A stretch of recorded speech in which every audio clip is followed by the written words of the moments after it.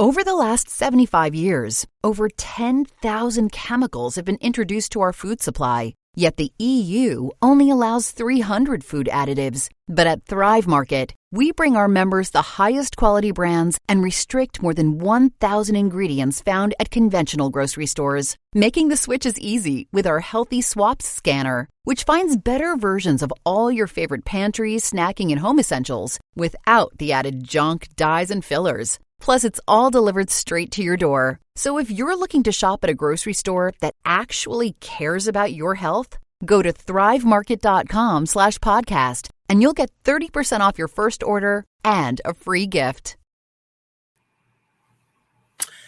Well, hello, everyone. It's your girl, Gabrielle. Welcome to a brand new episode of Hot Topics. So today is another special episode of Hot Topics. We are live streaming right now because we are continuing our homeschooling week, so to speak. Depending on when you're watching this, on December 16, 2021, we had our second Homeschooling 101 virtual panel. It did pretty well. And thank you for all those who attended, by the way. And if you still want to watch the replay, yeah, you can. You can watch the replay right now. It is playing on our Facebook page and it is playing on our YouTube channel. So definitely check it out if you haven't seen it already. But yeah, so we are continuing our theme, which is homeschooling. So of course, naturally, the title of this episode is, let me get my little banner here, Homeschooling, Part 4. You can see the other 3 parts again on our YouTube channel and on Facebook. So we're continuing this theme of homeschooling. We wanted to get this message out there and definitely share this information. And of course, information is gold. So we definitely want to share this information with you. So if you're not familiar with our web series, this is the web series where we talk real talk about things that are steamy. So things that are steamy in education, employment, physical health, mental health, finance, the world around us, current events, everything that we like to talk about in our purview. Of course, we like to stay in our zone, but whatever we like to address, we like to do deep dives into it, and we like to get real, and we like to get steamy. So that's what this web series is all about. And I look forward to having this conversation about homeschooling again. And I am going to talk about my guest for today. And I forgot her little banner, but her name is Diana Kluwin. And let me just make her banner real quick. Diana Kluwin. Okay, there it is. So let me talk about my guest who is going to help me with this conversation. I have yet another person who wants to talk about her homeschooling journey, and I am so looking forward to this conversation, and I hope you are too. So my guest today is Diana Kluwin, and I am going to tell you a little bit about her. So, who is Diana Kluwin? Let me tell you who she is. Diana Kluwin is the founder and head of Willow Ridge Academy with 16 years of homeschooling experience, specializing in encouraging families to exit government educational institutions. Diana is also a certified instructor with the Institute for Excellence in Writing, copyright, equipping students to be confident communicators, writers, and thinkers. Diana believes children are never behind schedule, because they learn at their own pace and in their own way. They are special and uniquely made, and they should be treated as such. Diana will continue to provide an environment where parents are free to educate.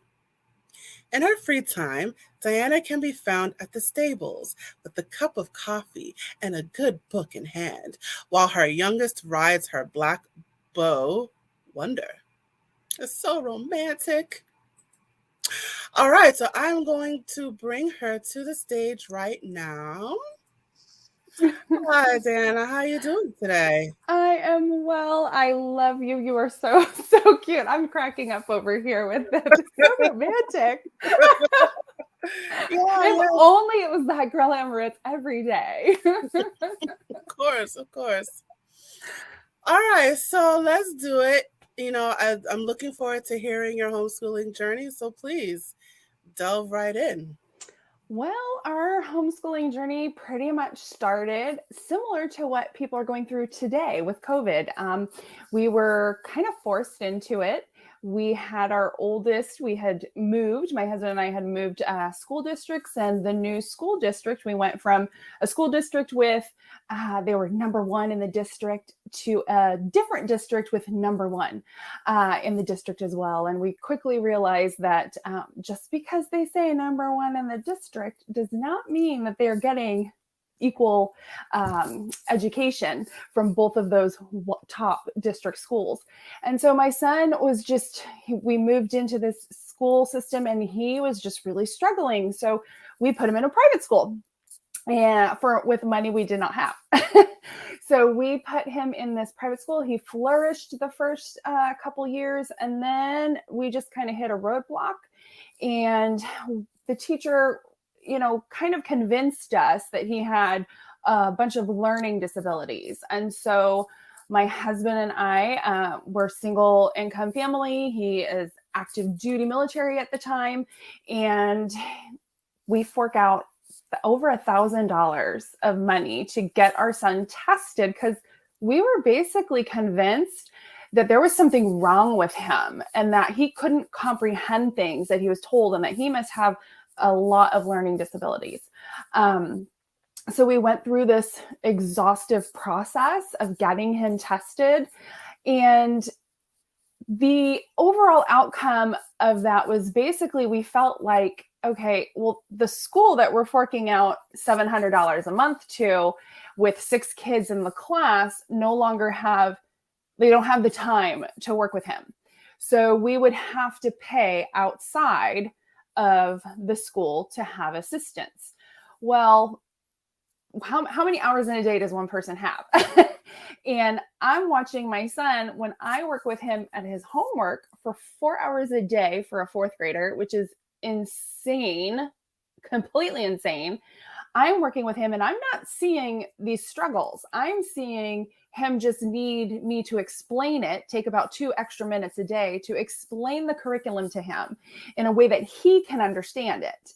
And so my husband and I had long conversations about, gosh, what are we going to do? We can't afford all of this testing. I'm not seeing what the teacher is apparently seeing. I don't believe that he has comprehension problems. I believe it's just a way of communication. I think there's a communication break that the teacher cannot communicate to him in the way that he understands, or either she's not capable of it, or she didn't want to put the effort in, or didn't know how to, whatever it might be. So my statistical military husband decided to do quite a bit of research, and kind of came home to me and was, you're spending 4 hours a day with him. I really think we should homeschool him. And I just was like, are you insane? No, no. I have a background in a very lucrative sport, and my interaction with homeschoolers was when I was a child. And this interaction was very much like, yeah, no, I don't want my children to end up this way, which was very different than the truth. Those were a select few of homeschoolers. They were not this all norm, right? Everybody's different. There's great ones, there's bad ones, whatever. So we decided that we would kind of give this homeschool little research. And my husband, I'm so thankful for him because, he addressed the benefits of it, but he also addressed his concerns in me. Like, is this something that you can follow through on? Are you going to be able to follow through? Like, I'm concerned that you're going to start and in a month you're going to give up. And I know some people are like, oh my gosh, that's so mean, but it really wasn't. I mean, we had a very truthful discussion about our concerns. Like, this is a huge change for our family, for me to homeschool. And at the time we only had our one son. And then we had a baby, and I had 2 kids at home. So we ended up deciding to bring him home. And within all of the struggles, we had a lot of struggles. We really didn't know a lot of homeschoolers. I did not take the time to really research. We just kind of jumped in really fast without a lot of thought on my process of like, hey, are there groups that I can have some support? I didn't even think to look there. So needless to say, our first year was very difficult. We had a lot of tears, my son and I, because my husband was deployed. I'm still like, yeah, first year, husband's gone, great. But we pressed on. We had one curriculum, one person that told us, like, this was the curriculum to do, and don't, just use it and go forth and do good things. And we cried a lot. We had a lot of nights that my son and I just kind of held each other and just cried because it was hard. We didn't have anyone and it was new. But through those struggles and through those tears, we really got to know each other. And I got to know how he likes to learn. I learned so much about him. And I feel like even though that was a scary year for us and a tear-filled one, at the end of it, we saw an abundance of fruit. Like, we saw an abundance of fruit produced. And I say that because I doubted myself so much that I said, okay, let's go get him tested. I want to get him tested to make sure that I have not hindered him. And my husband was like, well, how do you not know like what he was learning? You were working with him. And I said, oh no, I know. And I really feel where the curriculum failed him. And I know where he struggles now. And now I know that I can help him. But I really want that validation of, okay, I know exactly what I'm talking about. Because I doubted myself. The whole world tells you you're incapable of educating your children. So I let that lie sink into my head. And I just kept going and kept going and kept going. And we had him tested. And we got the results. And I remember the first time actually crying tears of joy instead of tears of frustration, because everywhere that I felt he was having a little bit of a hard time is exactly what the test told me. And all the places that I felt he was succeeding, that test told me. And it wasn't about him being a success. That's not why I had him tested. I tested because I wanted to put myself to the test and see if I really am not capable of doing this. Can I truly do this? And I look back on it now and I think that was the stupidest thing, because like, nobody needs to tell you you're capable or incapable of being a parent to your child. Like, that's my child. But I needed it then. And he actually tested higher than he did from the private school. And so it was just kind of, for me, we're a family of faith. So it was for me, God kind of going, quit doubting yourself. You got this. So now my daughter knows nothing but homeschool. So my son's been in everything, public, private, and homeschool. And now my daughter, she's my youngest. She's a junior in high school now. She might graduate early. And we're loving it. I wouldn't go back. So that's the short version of our homeschooling entry. Well, thank you so much for that. So in our preliminary interview, you brought up the costs of private school compared to homeschooling. Do you mind going into that a little bit, or a lot, or however much you wish to share? Well, So for us, we did public school. It was free. It was free in the sense it was out of pocket, but it cost a lot, as far as just not being the right education for our child. And then we went into private school, which was, now mind you, my son is 24 now. Okay. So please don't do the math and find out my age, but he is 24 now. We've graduated him. He's off of the work field, has a desire to become a chiropractor. And we're just, he's working full time, and we're just really proud of the decision that he has made. But back then, when he was in 5th grade, it was like $700 a month for a private education that really was not addressing my son's needs. So we went from $700 a month to the first year, which was my most expensive. So I just want to let you guys know, I bought the curriculum my friend told me to buy. She wasn't even really like a friend. She was just somebody I knew that homeschooled. And I bought her curriculum, and that curriculum cost me $1,300 for the entire year. That included all my lesson plans, all of my textbooks, all of my son's reading books, everything the teacher needed, like a 3-ring binder like this. It was just like filled with papers and tabs, and like everything was done for me. So I went from $700 a month to $1,300 a year. And that really was my most expensive, probably until this year, maybe last year. And that's only because I chose to spend more money.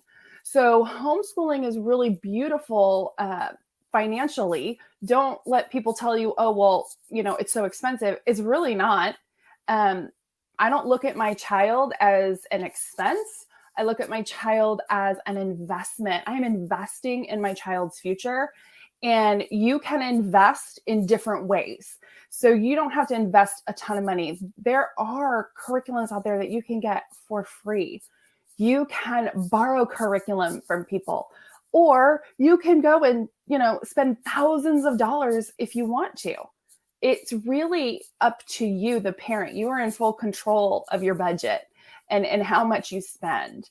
And I know for like the next 5 years after that, I know that I was homeschooling, and each year it was less and less expensive. So the only reason why now it's a little more expensive is because we chose to dual enroll my daughter with a private university. And so those courses are a little bit more expensive. But we have the finances now to do it where we wouldn't have back then. But my children were successful regardless of what the dollar amount was for the curriculum. So I hope that answers your question. Yes, thank you. And just a quick note, I see we have some viewers. So this is live, and you are welcome to leave any questions or comments in the chat for those of you watching right now. And if you have any questions for our guest, please feel free to ask them, because this is an interactive episode. So, Diana, you brought up dual enrollment for your daughter. I find that interesting that you didn't just stick strictly to homeschooling. Do you mind going into that? Sure. I don't think it's a step away from homeschooling to dual enroll.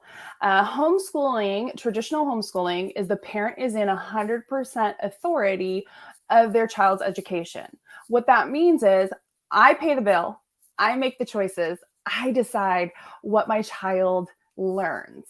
And we felt that, hey, let's dual enroll. It is possible for your homeschooler to graduate high school with an AA through dual enrollment. And so depending on what your child's future is, that's what you should make your decisions on. So I'm not relinquishing authority by dual enrolling. I'm not pulling away from homeschooling because I'm dual enrolling. Dual enroll is a way for me to help my student get ready if they choose to go to college. So my philosophy is prepare your children for college, but encourage them to go to a trade school or go, whatever their passion is. But I'm always going to prepare my child for more than maybe what they want. So that way, no matter what, they change. They want to do something, one day they want to be an FBI agent. And the next day they want to be, like a supermodel or something. So they change their minds. And so I want to make sure that no matter where their mind goes and what choices they choose to make as they get older, that they're prepared for the world.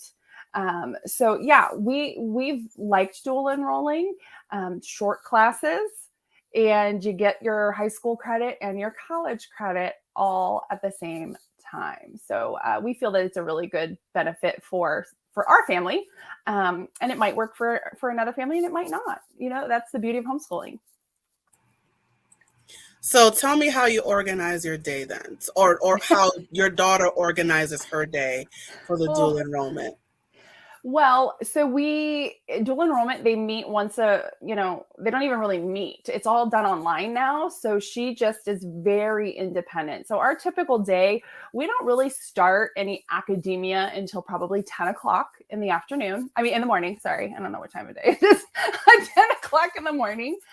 So that gives us our whole morning for whatever we need. So those are life skills. That's, she's straightening up a room, getting things together, feeding all of the animals that we have, anything that needs to be done, laundry, breakfast, Bible time. And then we have my sweet husband built us a one-room schoolhouse in our backyard. So we come out to the schoolhouse about 10 o'clock in the morning, and then she gets started typically with her math. That is the one thing that has been a struggle for her to get complete and to really do an assignment every day. So she starts with that. She starts off with the one thing that she has a hard time completing in the beginning of the day. And then she really is at this point, as a high schooler, she's 100% independent. I rarely have to do any instruction or keep on her. And so she just works the process. She looks at her lesson plan. I use an online lesson plan creator,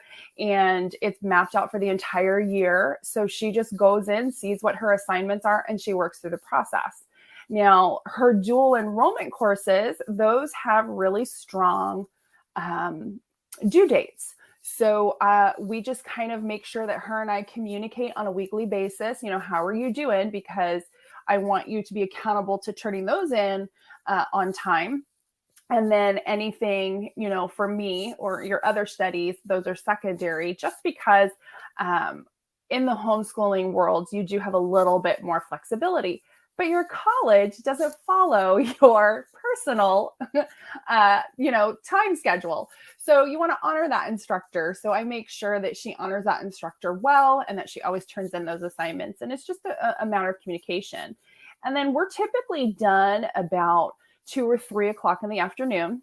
And she has about 6 to 7 courses that she takes. And then we usually break somewhere in between for lunch. We usually take an hour lunch together. And then if she needs like a little, mental break or whatever, she'll just go out and play with the dogs for a couple minutes, or, go do something in the house. But she's very independent. I don't have to plan out my whole day for her. Thank you, Jesus. Awesome. So what do you say to people that say, parents weren't trained to be teachers? The teachers went through the actual certification and testing and all that, and you just kind of assume the role. So what do you say to people that challenge your skills? Well, first off, it's really trying to educate people to understand that there's not one way to educate. Parents are also, I'm sorry, but homeschooling education is an extension of parenting. So you can learn all you want, every subject, and get certified. And somebody says, yes, you're a master in that subject, but you'll never be a master in my child. You'll never know my child the way that I do. So I think you can't teach a teacher, and I love teachers, don't get me wrong. Like, I have nothing against public school teachers at all. Private school teachers, I don't have anything against them, but they're never going to be able to put the amount of time and effort to knowing my child and how my child learns as I will. It's far easier for me to learn alongside my child and teach my child how to learn on their own. So me not knowing a subject is not the issue. I can learn any subject. We all have the capability of learning. Sometimes it takes a little longer for some than others. And these are skills that we want to teach our children. We want them to know that, hey, you don't have to rely on other people to teach you everything. You can go ahead and pick up that book and learn on your own. You can research the internet. You can go to the library. You can talk to people who've experienced that on your own, and you can educate yourself. So I think it's a lie that the world wants to tell parents, is that they're constantly incapable, and they're not. Parents are the most capable. They are the best educators for their children. No one loves their children more than a mom and a dad. And we'll invest and we'll sacrifice the most for our kids. So I don't want parents to believe that lie, that they're not capable. Their worst day is better than the public schools or the private schools' best day. And I proved that to myself. And I know that parents who are homeschooling now know that their worst day is far better than anything or anyone else educating their child. Interesting. So can you go into how you structured the homeschooling with both of your children? Was it just you and your husband? Did you do a co-op? Did you hire a tutor? Can you get into how you structured the homeschooling? Sure, absolutely. So our first year, obviously, I didn't know about all of those beautiful things called co-ops and support groups. So I was on my own. And I found ways to get my son out of the house, and we did extracurricular activities. My daughter came along. My children are very far apart in years. They're 8.5 years apart. So they're very different. Almost both of them have kind of been almost raised as single children for a long time. But once we became educated in knowing, right, you don't know what you don't know. So when we found out there were these groups called co-ops, we definitely invested in that. And co-ops have their pros and cons, just like everything else in the world. So it's worth looking into. You may find a co-op that is great for your family. You may find one that's not. But we structured ourselves around a 4-day school week. So that way we had that 5th day was our co-op day. So we didn't plan any school on our 5th day. That was our co-op. Typically out here in California, a lot of the co-ops at the time that, my children were doing them were on Fridays. And so we just still to this day do not school on a Friday, even if we're not a part of a co-op. So we would do Monday through Thursday school and go to co-op on Friday, and whatever extracurricular. My son played golf like 3 times a week. That was his sport of choice in the beginning. My daughter is a horseback rider, so she's at the barn all the time. So I was driving around probably as much, if not more than some of the public school moms were, because we just had more opportunity to get our kids exposed to a whole bunch of different things. My son at the time was in Boy Scouts. My daughter currently is in American Heritage Girls. So we had the ability to go out and do those things. We were the primary educators. I only outsourced to co-op, which basically was 1 day a week in whatever class I saw fit. We did with my oldest kind of do a hybrid, but that's a whole nother conversation. And I don't recommend it. I like homeschooling my kids, and I liked getting together with other friends.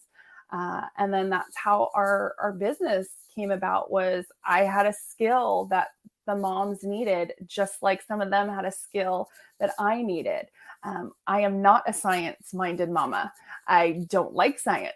I would love it if I never had to read a science book a day in my life. But I had moms who loved science and would do labs with my kids. And I would teach their kids how to write. And I would teach, English, language arts. I would teach them grammar. I would teach them writing. We would discuss vocabulary. I would teach them how to edit their work. So, it takes a village. We have that opportunity to do that. And they morph as you go on. These opportunities just create themselves sometimes. Awesome. So you mentioned that you are a woman of faith, and your family is of faith. So I'm wondering, how much did that play into your decision to homeschool? Oh, that's a great question. So I am a vastly different homeschool mom today than I was when I started. When I started, it was really, if I'm going to spend 4 hours a day tutoring my son, I might as well just homeschool him. It was very much, a flip it attitude. It was not, at the time, I did not see it as God working in me. Now I look back and I realize that the only way I was ever going to do it is when I felt like somebody else was failing my child. And I got a little cocky. So I think God provided that opportunity for us. But the homeschooling mom that I am today is, I know for a fact that this is like what God wants for our family. And I know that He's called me to do this. And I feel because we are a faith-based family, I get the opportunity to really make sure that what my child is learning aligns with our faith. I don't have to have that contradictory conversation. I don't have to have my son come home and tell me something that we know is not true. I have to kind of like break this down because somebody else has instilled an ideology in him that I don't want him to agree with. I don't mind my children knowing different beliefs, but I want them to know the truth. And so that's how we present everything to our children, is that, everything is biblical for us. We do present the Bible as our primary resource. That was not how I started, but I have grown. I've grown in my faith. I've grown in homeschooling, and I want my children, I'm more concerned about my child's character than I am about their chemistry test. And so I want my children, my biggest want and desire for them is not to be a doctor or a lawyer. I want them to be that person when they see a homeless person who's hungry, that they just kind of walk into McDonald's and buy the person a meal and just tell them that God loves them. I want, when my children have friends that are hurting, that they will cry with them and that they will be encouragers to them. And those are things that nobody but their parents can teach them. It's not putting anyone else down, but that's our role as a parent, is to just really mold our children to just be good adults, great humans. And I want my children to be good stewards. Awesome.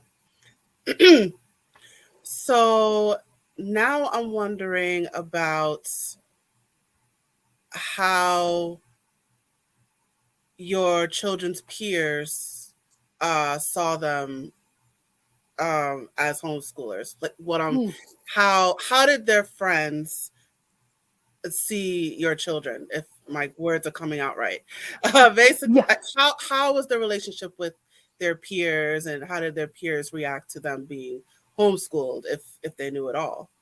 Yeah, it wasn't really like, oh, that's weird. That just really wasn't the feeling.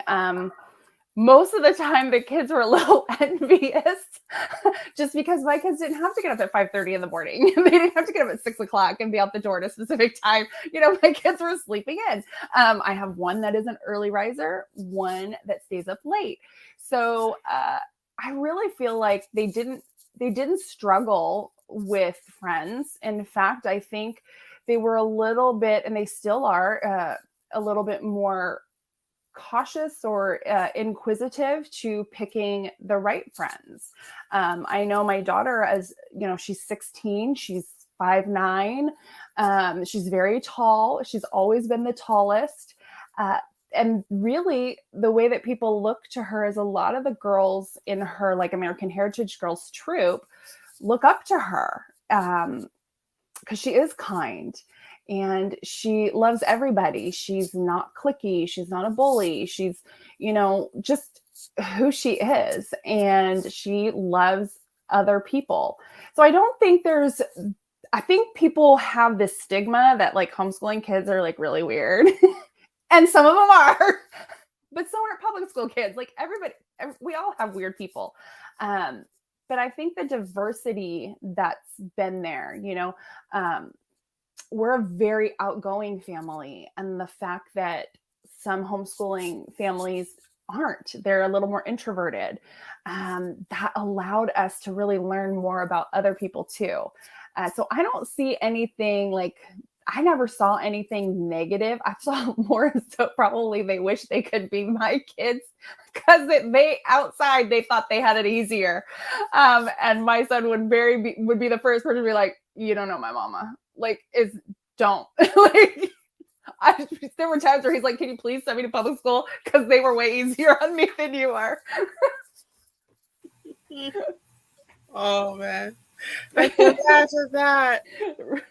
No, I'm serious. Like, there were times where he was like, "Please, mom, can you send me there? They're like so much easier on me." I'm like, "No, not gonna happen." I'm like, "This is a mama you got. This is a mama that's gonna raise you."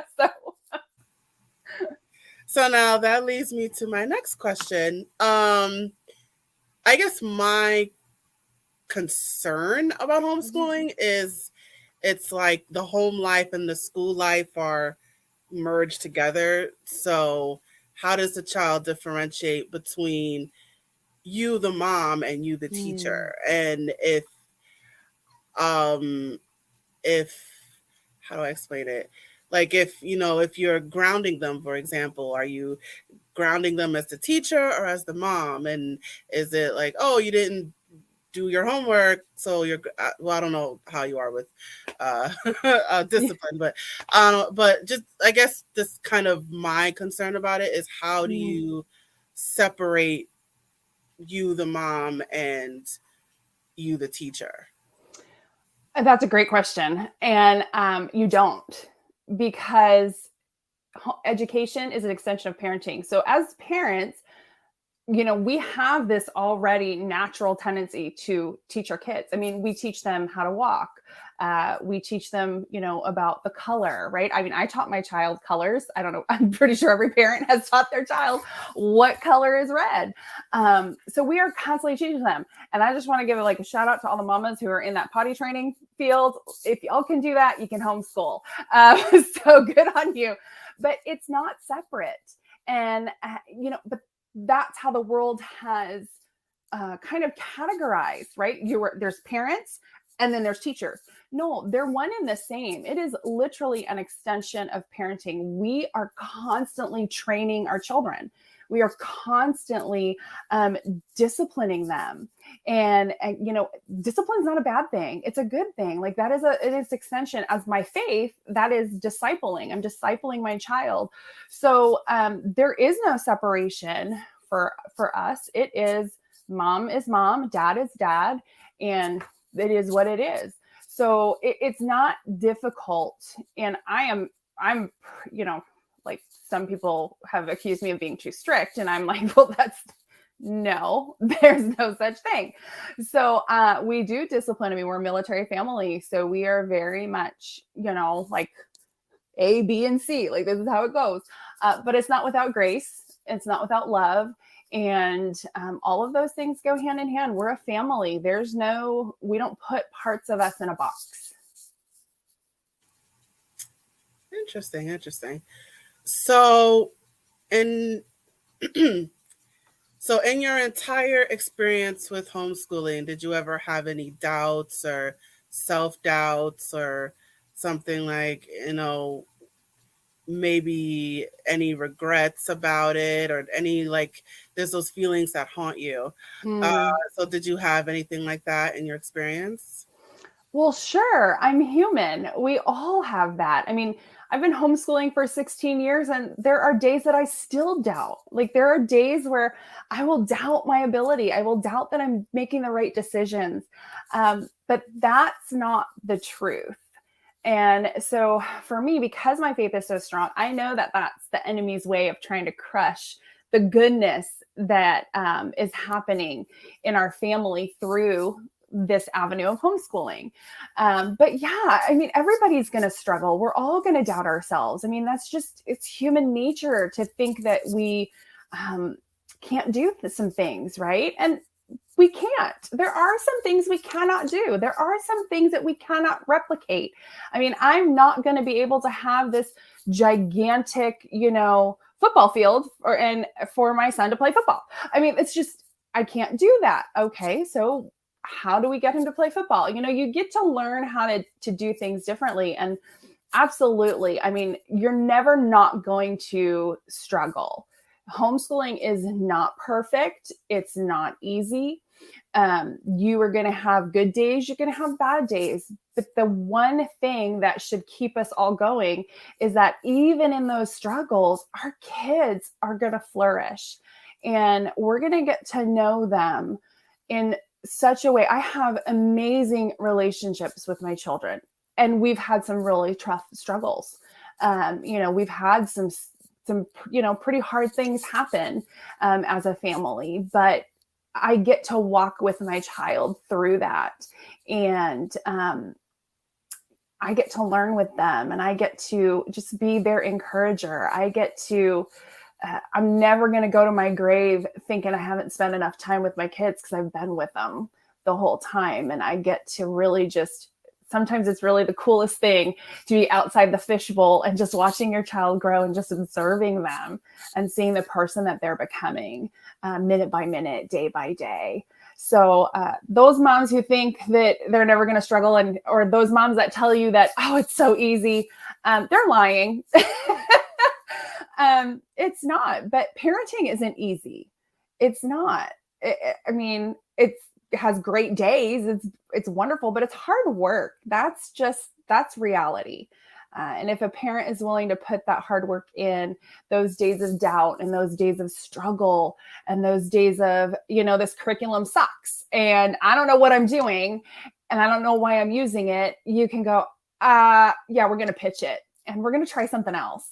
So just know that no matter what you're doing, and no matter how many bad days you have, those are minor compared to the good days. And we shouldn't focus on those too much. We should learn from them and move forward. But yeah, I think I answered your question. Did I go off on a tangent on that one? I'm sorry. That's okay. That's okay. So now another concern that I have is, I don't know. I feel like, and maybe I'm wrong, I feel like they're being cut off from the world somehow. Yeah. And that it's just this bubble that you form around them, and they're in the home most of the day, and they don't know like current events. They don't know what's going on outside, because all they know is what you teach them, and they're kind of blocked off from their peers, or there's certain people, or they have predetermined friends, so it's, I guess that's a fear that I have is, these kids are being cut off from the world and they don't know what's going on around them, and all they know is their family, is their house. And so can you talk about that? Can you tell me why my fear is irrational, or maybe it's not irrational, or tell me to go to hell, whatever it is. You could help me understand, like, are they being cut off from the world around them and only kind of isolating them from people and the world? Yeah. And honestly, I can see where people would think that. I can see where parents, have that fear and have that concern. I think my counter to that, and I'm pretty snarky, so I kind of call it like I see it, but there is a level of sheltering that is healthy.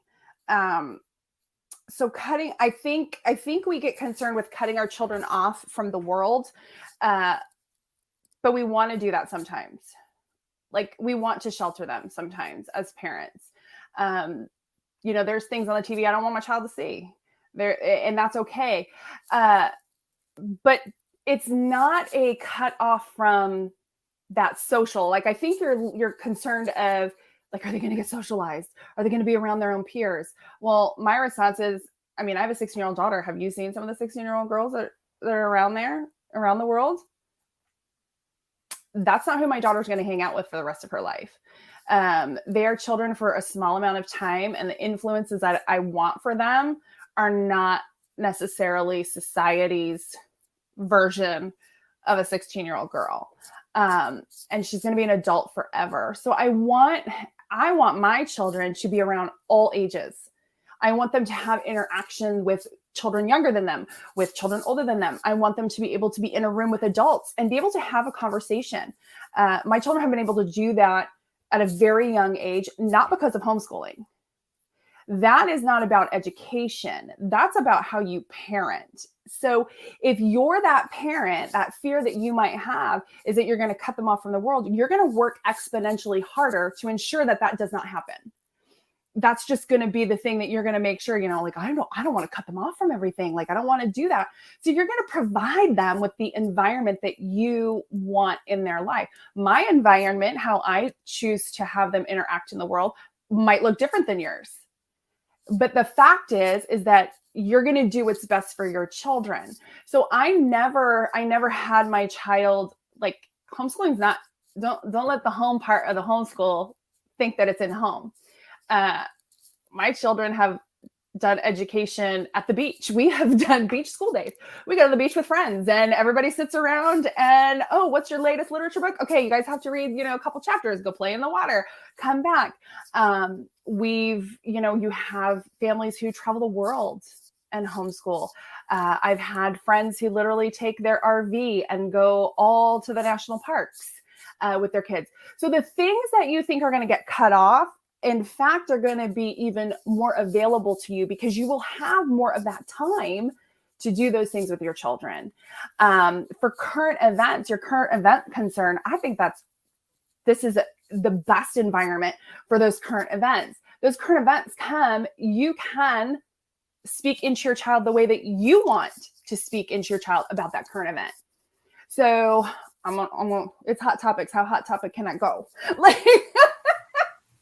Go as far as you want to go. Oh Lord, girl, you just opened up a door. But okay, let's just take, for instance, what's happening in the world today. We've got COVID. All right. You have people divided on COVID and the issues of COVID. My personal belief on it might be different than yours. Let's sit down you get to sit down with your kid and talk to them about what's going on in the world. And you're not letting a whole nother entity or person sway them from your desire and your belief on this particular issue. So if you have them in the school, they might get current events, but they're going to get one side. They're not going to get both sides. They're not going to be able to have these discussions or opinions. I mean, we've seen it on YouTube, videos of people disagreeing with a teacher, and God forbid the student disagrees with the teacher and the teacher calls them names and bullies them. Like, that's not going to happen in your home. I would hope. I would think most parents are not going to do that to their children. They're going to go, oh, why do you think that way? Oh, I never thought about that. Well, can you back that up? Right? We're going to give them the ability to think. We're not going to tell them what to think. So these hot topics that happen, like in our family, yeah, COVID is a virus, but there's no fear in our family. None of us are afraid to get sick. Our family doesn't. Our family doesn't put a mask on. Like, that's just the way that it is. We haven't.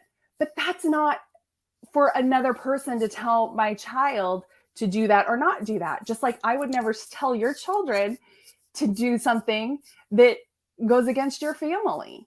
But that can happen in a school. So you have the opportunity to do these things with these, hot topics, these things that are happening in the world. You can have these discussions with your children in such deep ways that they will grow and they'll be appreciative of the fact that mom and dad took the time to discuss those and let their opinions be heard. So it's just a different environment. It's not, you're never going to replicate the public school at home. I tried it and I failed because that's not how home works. That's not how the family, the nuclear family, the mom and the dad, that's not how it works. That's not how a single mom raises her kids and puts her schedule together. That is the public school, not the family, and whatever family that looks like. Did I answer that one too? Yes, you did. Beautiful. I'm trying. You're asking me some really good ones. I'm like, ooh, I like her. Absolutely. Thank you so much for that. I hope it encourages you. I hope you don't have fear, because don't let the fear get you. If you know that this is the right thing to do for your family, girl, put your big girl panties on, get your cowboy boots on, and go for it. You will succeed. You love your babies more than anybody. You'll do it. All right. Awesome. All right. I know we're having a lot of fun, but we got to start to wind things down. So do you have any final advice for the people watching? Any words of wisdom you'd like to share? Sure. I would just say don't live in fear of stepping out into something that's not known to you. Homeschooling is a humongous blessing to your family. It's gonna open up probably some hard times. I mean, I see a lot of things right now happening on Facebook group pages where parents are like, this isn't working, or arguing all the time. And remember that it's not the academia. Just put it away. Get to know your kids. I mean, it's hard when you pull your kid out of a public school. They've been there for 8 hours a day. You're not there. You're not discipling them. You're not encouraging them. You're not scolding them when they're misbehaving. You're not able to do those things. And so now you're doing all of those things. Give yourself a break. I mean, mamas, you don't have to be perfect. All you got to do is just love your babies. And no matter how old they are, they're always going to be your babies. And you're always going to want what's best for them. I mean, mine doesn't even live at home anymore. And I still want to be that person that he calls when he needs a little advice. And I'm glad that he loves me enough to do that every once in a while. But yeah, just go easy on yourselves. You don't have to have all the answers day one. I've been doing it for 16 years and I don't have all the answers now. And that's okay, because you're never done learning, and you're going to learn right with your kids. Your kids are going to be okay. Your kids are going to be amazing adults. You're not holding them back. They're never behind. They're never ahead. They're exactly where they're supposed to be. They're exactly where God wants them. And if you love them and you just trust that you know what's really best for them, because you do. You know better than me. You know better than the world. You know better than any teacher that's been teaching them. You know what's best for your kids. So hopefully you can keep that as your mantra. I know what's best, and I love my babies. And if that's the only reason you're homeschooling, that's okay. That's all you need. That's the only reason you need, is that you love your kids. Awesome. Thank you so much for that. And thank you for joining me today for this episode of Hot Topics. Let me put up your little banner here. Thank you so much for having me. I appreciate it. Yeah. So you guys, Diana Kluwin, her contact information is scrolling below right now. Visit her online or email her if you have any questions. And you have a business. Can you talk about your business? Sure. So I started tutoring because, like I had said earlier, there was a need for language arts. I did not realize how many parents were struggling to teach their kids grammar, and how many parents really didn't understand some of the grammar rules, and they really felt like they were failing their kids, and they're not. I still have to look at the grammar rules, and I've been doing it a long time. So I started tutoring, and then that kind of morphed into when COVID started. Parents were immediately wanting to pull their kids out of school. Like, there was no questions asked. They needed help. So I started here in California. One of the ways to homeschool is you become your own private school. And some families don't want to do that. They would like to join what's called a PSP. So it's another private school. It's a private school satellite program. And so that's what I do. So I file that PSA, that private school affidavit, and I count them as part of our private school. And so I counsel them on how to lesson plan, how to choose the right curriculum for their family. Really, they're the lead, and I just kind of assist them and give them some ideas, because I don't ever want to tell a parent what they can and cannot do. They're the 100% authority. So I just want to encourage them to do what they think is best for their students. And then we help with transcripts. They get a diploma, they get a transcript here. We help them with college prep if that's what they want, because there's just so much to do. There's a lot of paperwork to do as they get older, and it can be a little bit daunting for some families. Administration is something that I like to do. I actually find joy in record keeping, so I will do that for other families. And we're growing. We have several online courses, and then we're opening up to in-person as well. And hopefully next year we'll have a lot more teachers and more classes that we can offer in person and online. Fabulous, fabulous, fabulous. I think that is such great news. And, I wish you all the best for your business. Oh, thank you. And, fellow tutoring companies, it's all love here. So thank you for joining me today. Thank you for your kind words and your insights. Mm-hmm. And yeah. Well, thank you. Thank you for having me. It was a pleasure meeting you and getting to know you. And I'll be praying for you. I don't want you to have any fear, girl. All right. You got it. You can do it. Thank you so much. All righty. I'm going to put you backstage now. And you guys, it's just you and me. So I'm going to put up my little banner here. All right, so we have reached the conclusion of our episode. Thank you so much for joining us today. Please check out our social media for more videos and clips. And don't forget to like, share, and subscribe. And follow. Don't forget to follow. Let us know what you thought about this episode by leaving a comment in the comment section below. Whether you are watching this on Facebook, YouTube, or Twitter, please definitely leave us a note. Drop a line. Let us know what you thought about this episode. And as a reminder, we are A Step Ahead Tutoring Services. If you would like to learn more about us, you can find us online. Our website is www.astepaheadtutoringservices.com. And you can also check us out on our social media. Of course. So not only are we on Facebook, YouTube, and Twitter, but we are also on WhatsApp, Instagram, and Eventbrite. So definitely check us out. And one more thing before I run away.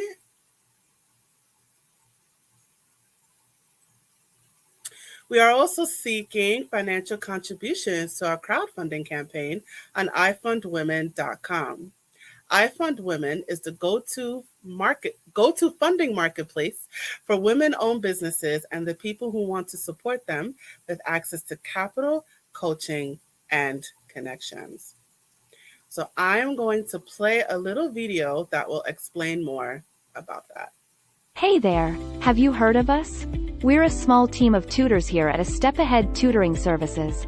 We believe that education and information should be accessible to everyone, regardless of income, race, or creed. We're dedicated to making this happen, but we need your help. Please consider donating to our crowdfunding campaign. No amount is too small. Your donation will allow us tutors to remain employed, offer free and low-cost services, and reach out to families nationwide. With your help, we can tackle the academic challenges of our students and the emotional, mental, and behavioral changes that result from these challenges. As a bonus, we can improve our communities in the process. Support us today. We're a for-profit company. Your donation may not be tax deductible. Please consult a tax professional.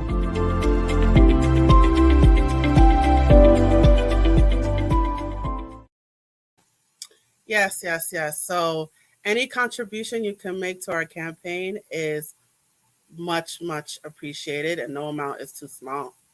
All right, so that is it for our episode.